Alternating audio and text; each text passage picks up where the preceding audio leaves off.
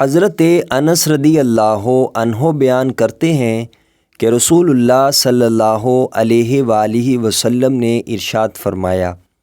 جس شخص میں 3 خصلتیں ہوں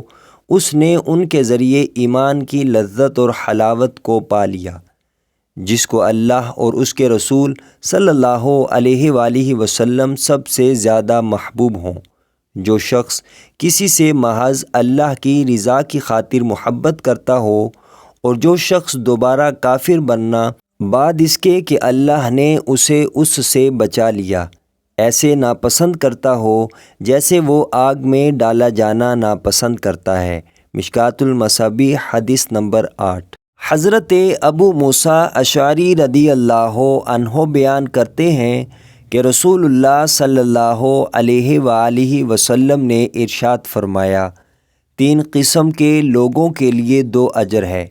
اہل کتاب میں سے وہ شخص جو اپنے نبی پر ایمان لایا اور پھر محمد صلی اللہ علیہ وآلہ وسلم پر ایمان لایا،